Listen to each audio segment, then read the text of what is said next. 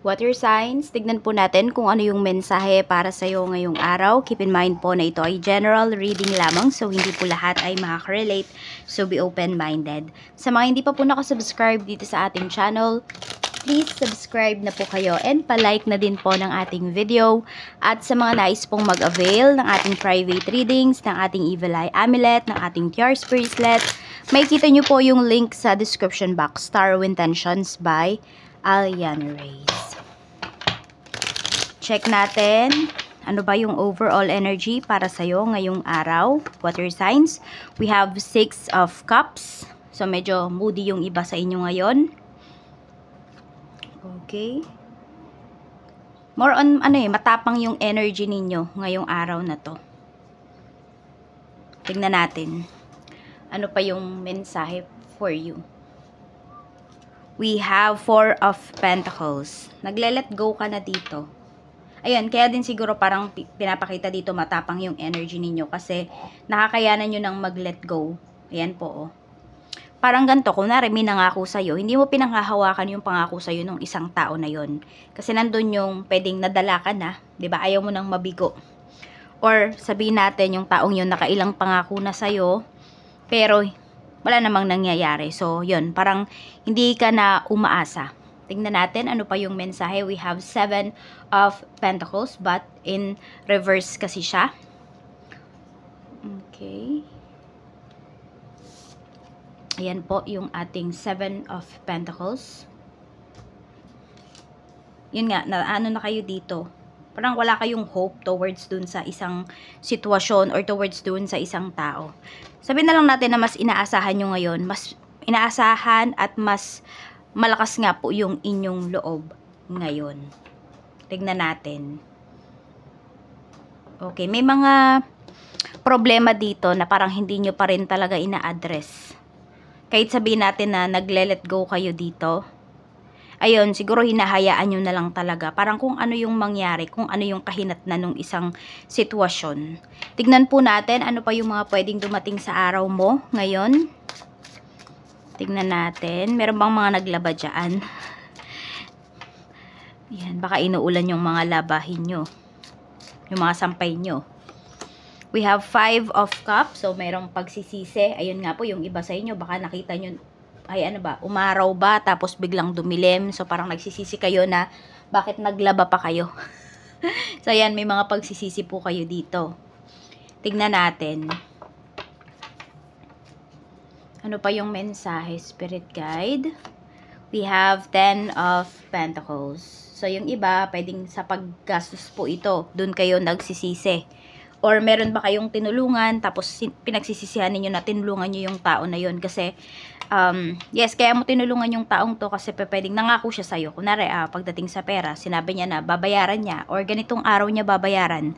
Pero, ayun, ngayon, ikaw yung namamroblema dito. Tignan po natin ano pa yung mensahe.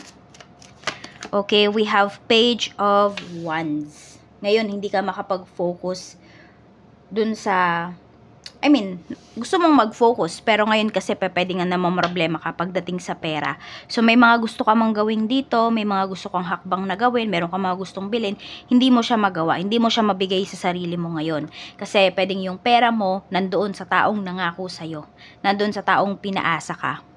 Tignan po natin, pagdating naman po sa iyong pamilya, kamusta yung energy ngayong araw? Ano ba yung ganap? Okay, we have the Fool. Meron tayo ditong 2 of Wands. So, pwedeng may ino-offer dito sa isang family member mo. May ino-offer sa kanya. Meron siyang mga gustong gawin. Ayan po, meron siyang gustong puntahan. Very adventurous yung tao na to. Kaya lang parang hindi siya makapag-decide. Or sabihin natin, yung mga decision ng taong to, alam mo na, laging palpak. Yan, Page of Pentacles. Kasi out of focus siya.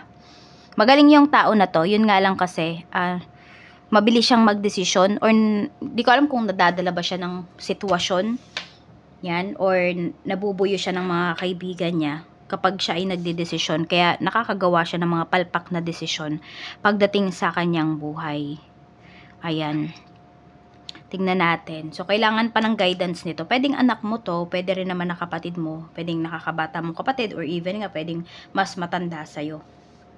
Tingnan natin ano pa yung mensahe pagdating naman po sa iyong mga kaibigan. Sa mga friends naman po, we have Two of Cups. Meron dito hindi totoo sa'yo. So, pwedeng itong nangutang sa'yo na to, ito yon kaibigan mo. So, yun. Pinapakita talaga dito na hindi siya totoo sa'yo. Hindi siya honest. Yan. Kaya wag mo nang pagkakatiwalaan. Yan. Tingnan natin. Tsaka parang hindi kasi siya nagsasabi ng totoo sa'yo. Nakaharap ka man or hindi. Yan the Lovers. Iniingatan lang nung taong to yung pangalan niya. Wala siyang care talaga sa ibang tao. Kahit sabihin natin ang turing mo sa kanya kaibigan, or kahit turing niya sa'yo kaibigan, or sinasabi niya lang siguro yun, pero hindi talaga yun yung nararamdaman niya. Yan, we have 6 of Wands. Medyo self-centered po itong taong ito, water signs. Yan. Tapos, yun, napaka self-centered niya eh. Mukhang maraming positive things na nangyayari sa friend mo na to.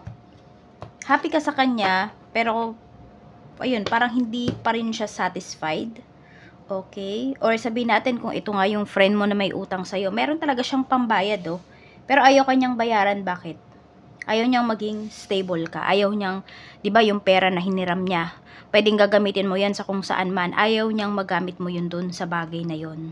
So, parang iniipit ka niya. Ayun, may pang-iipit na nangyayari dito. Tignan natin. So, parang ang dami niya nang naipangako sa'yo. Tignan po natin pagdating naman sa kaperahan. Sa kaperahan, we have Queen of Wands. Meron tayo ditong Knight of Wands. So, parang urong-sulong ka dito pagdating sa kaperahan mo. The Tower. Okay. So, parang nilalabanan mo pa rin yung changes. Medyo natatakot ka dito. Parang nawawala po yung believe ninyo sa inyong sarili. Yan. Pero kayang-kaya mo naman daw, Pataasin nyo yung self-esteem ninyo, water signs. Medyo bumababa po siya. Kaya may mga offers sa inyo dito. Meron dito talaga kikita kayo ng pera, pero natatakot kayo, kinakabahan kayo, kaya hindi po ninyo maumpisahan. Tapos yung iba naman nga po sa inyo, ayan, kung may mga nangako sa inyo dito, nababayaran kayo, maningil po kayo, singilin nyo po. Kasi hanggat ninyo daw sila sinisingil, hindi magbabayad sa inyo yan. Lagi lang kayong tatakasan. Oo. Hindi nila haharapin yung accountability o yung utang nila sa'yo. Tingnan natin pagdating naman po sa mga may work. Sa mga may trabaho, we have 7 of Wands. So, kayo naman dito, ayan, napakadaming lumalapit po sa inyo. Kaya hindi kayo makapag-focus sa trabaho, na out of focus kayo. Pero pinapakita naman po dito, ayan, kung sino man yung mga lumalapit sa'yo, kunwari mga nanghihingi ng tulong pagdating dun sa isang project, meron naman talaga na nandito na nahihirapan po sila, kaya sila lumalapit sa'yo. Ayan. Judgment.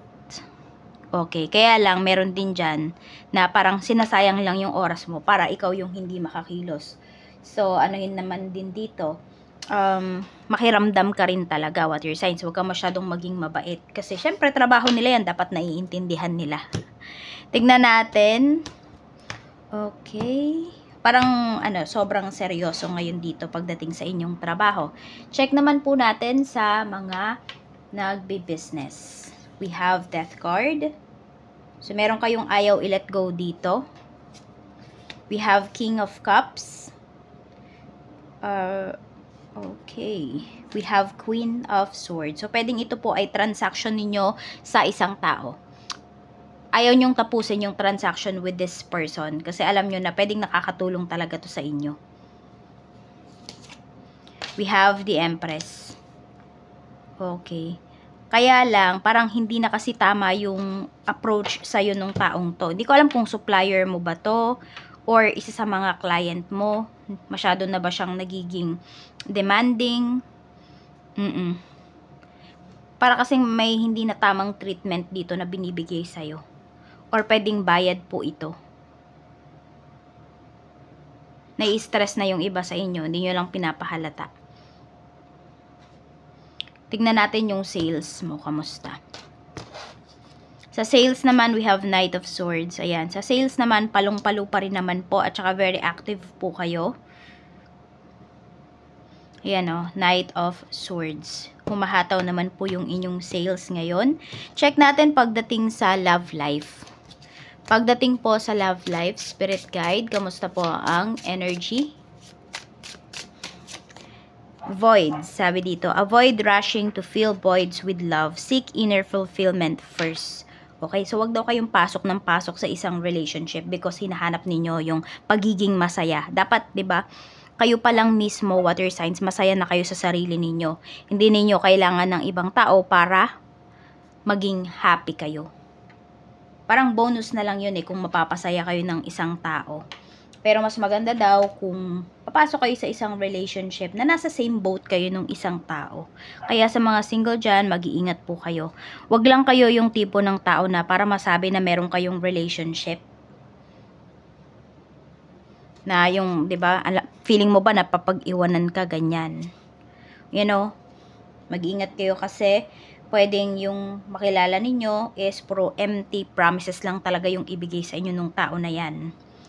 Sa mga ayan, sa mga single yan. Sa mga married naman po, we have 2 of Pentacles. Ito din, pwedeng para masabi lang na buo yung family ninyo kahit na sobrang grabe yung ginawa sa inyo, yung panluloko sa inyo tatanggapin ninyo. Pag-isipan nyo daw po yung mabuti. Yan, yung iba kasi sa inyo pwedeng nasa process of healing na kayo Papunta na kayo doon pero may bumabalik sa life po ninyo. Sa mga in a relationship naman, we have King of Swords. Ayan, malabo po yung person mo ngayon. Pwedeng nanlalamig siya sa'yo. Kung ano-ano yung sinasabi niya, pwede rin naman na hindi siya nang lalamig, pero, yun, parang ganun din, empty promises din. Parang hindi pa nila kayang tumayo sa sarili nilang mga paa. Mukhang madami ka pang paghintay na gagawin dito pagdating sa person mo. Yan o, sa karelasyon mo. Even yung mga, ano po ninyo, mga pangarap ninyo, mukhang matagal pa siya mangyayari. Mas malakas yung loob mo kaysa dito sa ano mo, sa person mo. Okay? So, ayan lang po. Maraming salamat. Mag-iingat po kayo always and more blessings to come.